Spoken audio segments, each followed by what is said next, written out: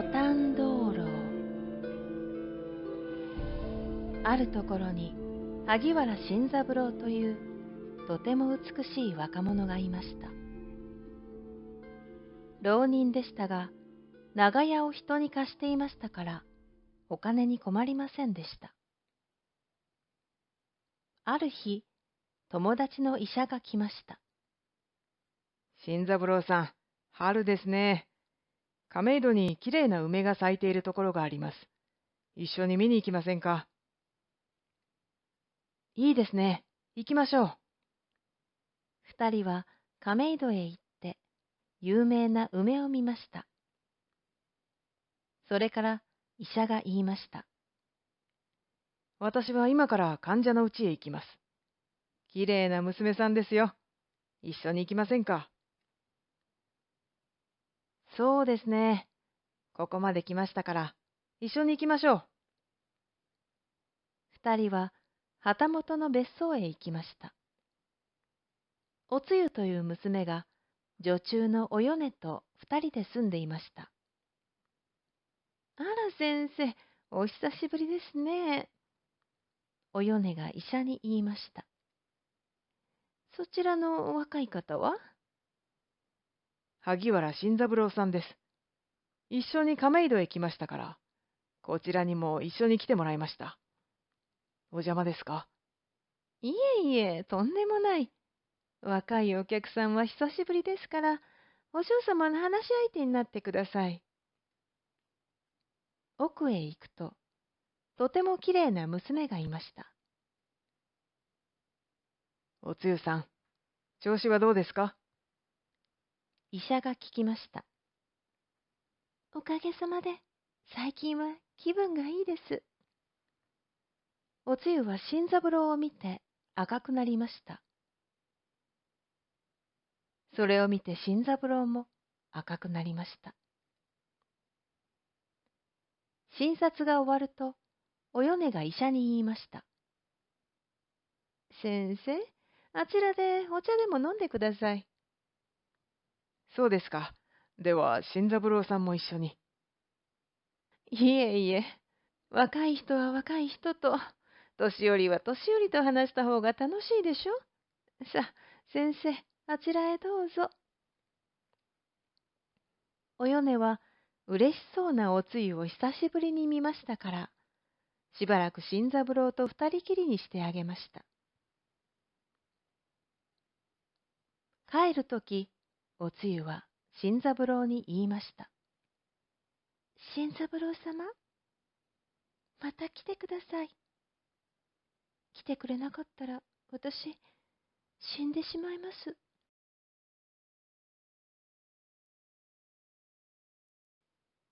身分が低い新三郎は、一人で旗本の家へ行くことができませんでしたから、ずっと医者を待っていました。しかし、数ヶ月後、久しぶりに来た医者は、新三郎に言いました。新三郎さん、残念ですが、おつゆさんは亡くなりました。お嫁さんも看病疲れで亡くなりました。え？新三郎は悲しくなりました。そして一人で会いに行かなかったことを後悔しました。その晩、カラン、コロンと下駄の音が聞こえました。新三郎が外を見ると、ボタンの花を描いた灯籠を持った女と、若い振袖の女が歩いていました。よく見ると、およねとおつゆでした。およねさん、おつゆさん、死んだと聞きましたよ。生きていましたか。よかった。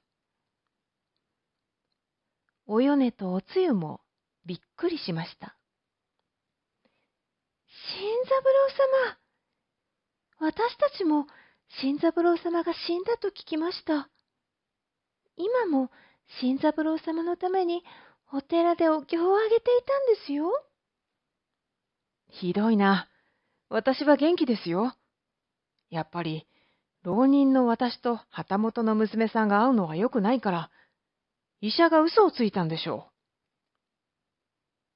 じゃあ、私は毎晩こっそり新三郎様に会いに来ますね。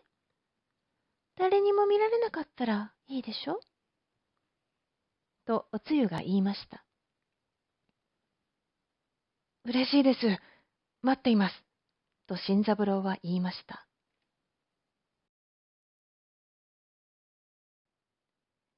新三郎の長屋に白鸚堂という占い師が住んでいました。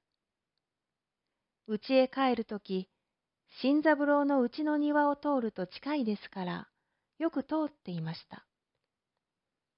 その晩、白鸚堂が庭を通るとき、女の声が聞こえました。びっくりして覗くと、新三郎が家の中で若い女と話していました。しかし、しばらく見ていると、女は骸骨になりました。隣の部屋を見ると、中年の女がいました。こちらも透けて、向こうの庭が見えました。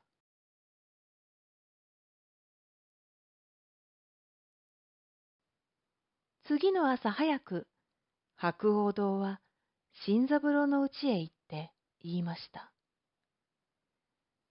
新三郎さん、よく顔を見せてください。何ですか、白鸚堂さん。やっぱり、死相が出ている。死にたくなかったら、一緒にお寺へ行きましょう。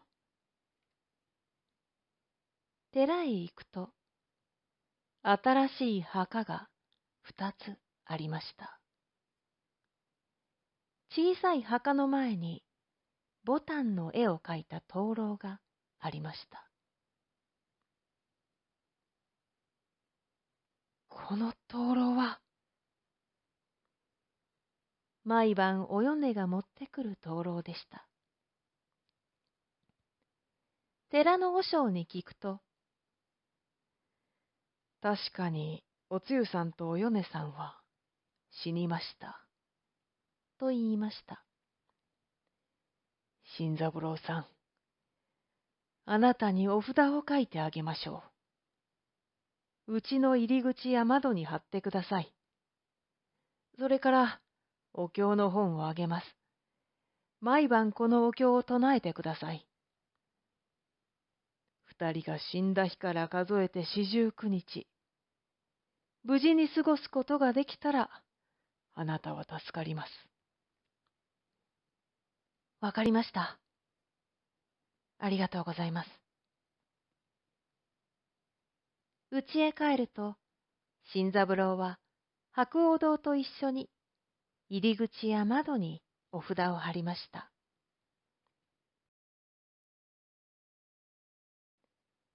夜になりました。カラン、コロンと下駄の音がしました。しかし、家の前でぴたりと止まりました。お嬢様、どうしましたか、お米。うちに入ることができません。ここにお札があります。お札？では、裏口から入りましょう。下駄の音がゆっくり裏口へ行きました。新三郎は家の中で息を潜めて聞いていました。また、下駄の音がぴたりと止まりました。お嬢様、裏口も窓もお札があります。入ることができません。新三郎様は心変わりしたようです。悲しい。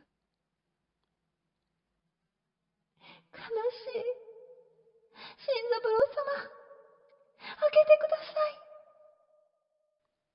新三郎は怖かったですが、昨日の夜と同じ姿のおつゆが外にいると思うと、会いたくてたまらなくなりました。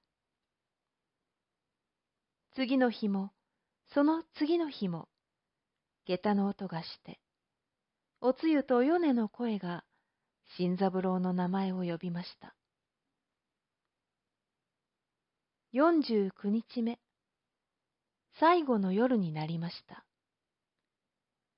新三郎は全然寝ることができませんでした。お経を唱えて、じっと戸の隙間を睨んでいました。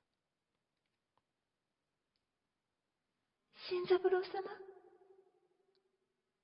三郎様、今夜が最後です。せめて最後に一目会いたい。新三郎は答えたかったですが、我慢して黙っていました。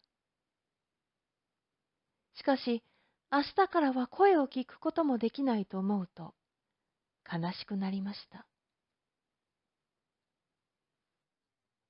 もう朝になります。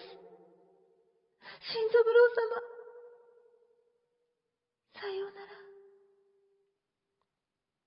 おつゆの声が消えました。外が明るくなりました。はあ、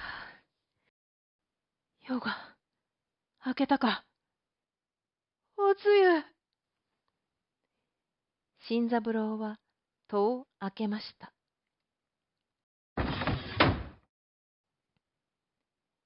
外はまだ朝ではありませんでした。明るい満月の光が朝のようにあたりを照らしていました。新三郎様、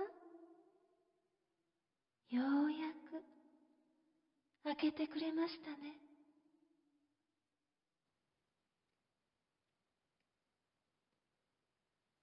次の日、白鸚堂はおつゆの墓で骸骨を抱いて死んでいる新三郎を見つけました。